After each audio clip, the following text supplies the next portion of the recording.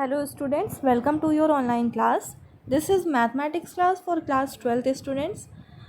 In previous classes we discussed about our first chapter which is chapter 1 relations and functions. Okay, and today I am going to continue this chapter. Okay, so let's see.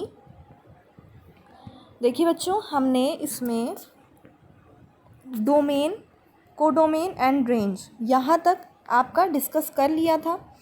इसके बाद बच्चों देखिए, हम देखते हैं आगे कुछ चीज़ें। आप कोशिश करिएगा बच्चों, कुछ चीज़ें आप यहाँ खुद से भी पढ़ सकते हो। जैसे ये आपका वर्किंग प्रोसीजर है, मैं एक बार रीड कर दे रही हूँ। ये क्या है आपका, टू फाइंड द डोमेन और range of a relation we proceed as follows. Okay, ये मैंने आपको पहले ही बता दिया है कि ये कैसे आप फाइंड आउट करते हो। तो ये वही चीज़ आपकी लिखी हुई है।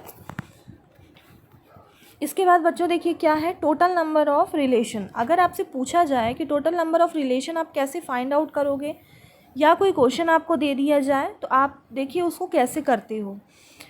यहाँ देखिए क्या है, let A and B two non empty sets such that, दो नॉन एम्प्टी सेट है ए और बी, और जहाँ पे एन ए मतलब क्या है, नंबर ए में जितने भी आपके वैल्यूज़ हैं उनका नंबर है ये, is equal to p.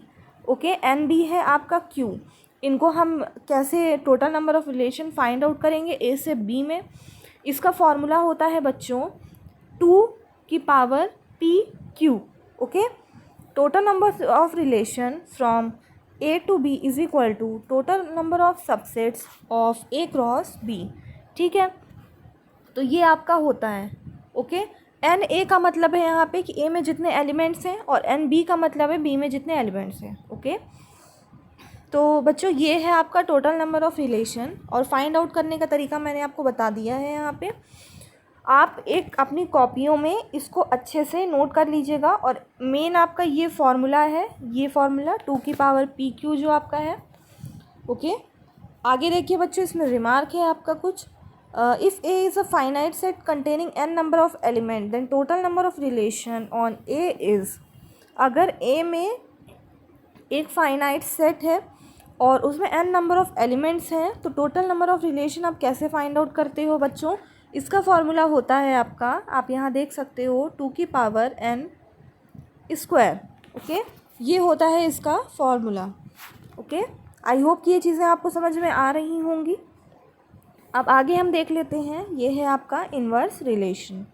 Okay, let A and B two non empty sets and R be a relation from A to B. ठीक है, तो बच्चों पहले आप ये समझिए, इन्वर्स का मतलब आप जानते हो, इन्वर्स मतलब अपोजिट, उल्टा हो गया। जैसे आप देख रहे हो, अगर हमने रिलेशन को आर लिखा है तो इसका इन्वर्स हम क्या लिखेंगे, आर इन्वर्स लिखेंगे। ओके, ये होता है, आपको इस तरीके से इसको शो करना रहता है।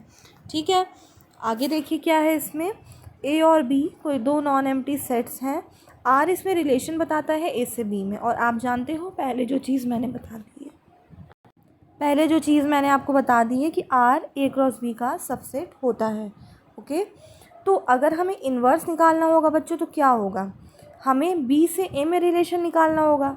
हम जब कर रहे हैं यहाँ पे इस लाइन में देखिए, तो हम ए से बी में रिलेशन बता रहे हैं। जब आपसे कहा जाए कि इन्वर्स बताओ, तो आप बी से ए में रिलेशन बताओगे, और हम इसको डिनोट कैसे करेंगे, इसके रिलेशन को आर इन्वर्स से डिनोट करेंगे। ओके, ये है आपका। तो जब आर हम रिलेशन यहाँ पे शो करते हैं तो कैसे करते हैं, ए कॉमा बी होता है, जहाँ पे आपका ए कैपिटल ए में बिलोंग करता है और आपका बी कैपिटल बी में बिलोंग करता है। ओके, जब आप आर इन्वर्स करोगे तो बस इसको आप अपोजिट कर दो, ये आपका हो जाएगा आर इन्वर्स पे, यहाँ हो जाएगा B comma A. Okay, such that यहाँ बी आपका कैपिटल बी में बिलोंग करेगा, ए आपका कैपिटल ए में बिलोंग करेगा। आप इसमें कंफ्यूज मत होइएगा, बी आपका नॉन एम्प्टी सेट बी में ही बिलोंग करेगा और ए नॉन एम्प्टी सेट ए में। ओके, आप इसको चेंज मत कर दीजिएगा। ठीक है,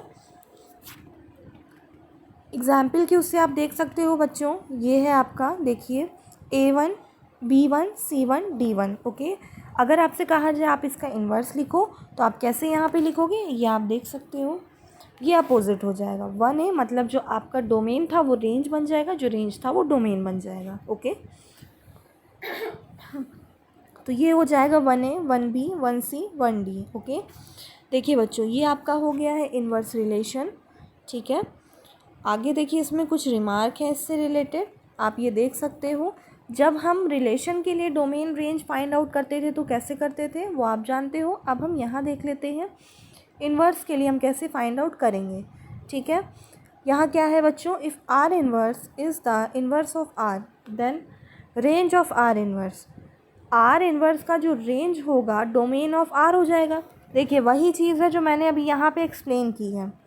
ठीक है, जैसे आप यहाँ देख सकते हो इसके लिए आर के लिए डोमेन ए था, रेंज 1 था।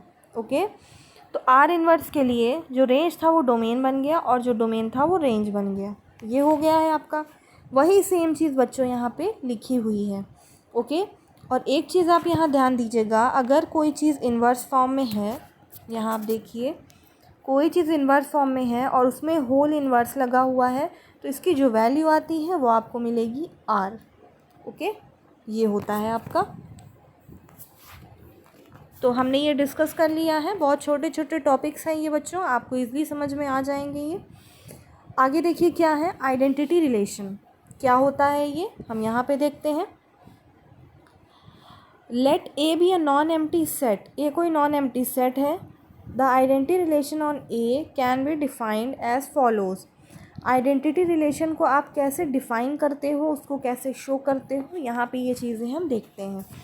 देखिए पहले तो आइडेंटिटी को हम शो करते हैं आई से, और हम नॉन एम्प्टी सेट ए के लिए ले रहे हैं तो यहाँ पे ए हमने लिख दिया है।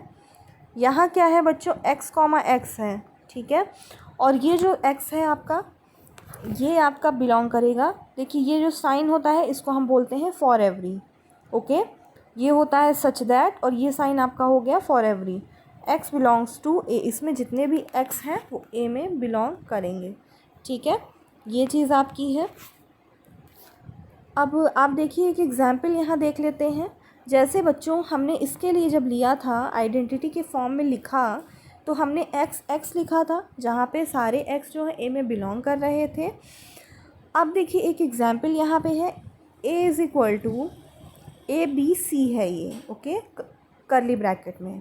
ठीक है, तो इसके लिए आइडेंटिटी आप कैसे लिखोगे। अब आप यहाँ देखिए पहले हमारे पास केवल x था, अब यहाँ हमें ABC है, तीनों चीज़ें। इनको लिखोगे कैसे, A B C, इस तरीके से आप इसको लिखोगे। ओके, ये इसको लिखने का तरीका है। ठीक है, अब देखिए एक क्वेश्चन इस तरीके से मैं आपको दे देती हूँ, जैसे इसी से रिलेटेड आइडेंटिटी से मैं आपको एक एग्जांपल देती हूँ। मैंने यहाँ a की वैल्यू आपको दे दी है बच्चों 1 2 3 एंड 4। ओके, आप इसके लिए आइडेंटिटी फाइंड आउट करो। ठीक है, आप कैसे इसको करोगे, आप इसको कर सकते हो। ये हो जाएगा 1 1 2 2 3 3 4 4। ओके, तो बच्चों देखिए हमने यहाँ तक ये चीज़ें कंप्लीट कर ली हैं। आई होप कि ये क्लास आपको पसंद आई होगी, आपको ये चीज़ें समझ में आई होंगी। ओके, तो बच्चों आज हम वीडियो आपका यहीं तक रखते हैं। अब नेक्स्ट वीडियो में हम इसके आगे की चीज़ें कंटिन्यू करेंगे, और आप भी इन चीज़ों को जब क्लासेस में आप देख रहे हो ये वीडियो, तो इन चीज़ों को आप पहले से कोशिश करो थोड़ा पढ़ लो, ताकि वो चीज़ें आपको अच्छे से क्लियर होती रहें। ठीक है, इसके बाद बच्चों देखिए हमारा ये है कुछ रिलेशन के टाइप है। ओके, और इसको हम देखेंगे, उसके बाद हमें यहाँ पे देखना है क्वेश्चंस। ठीक है, तो have a nice day class. Okay.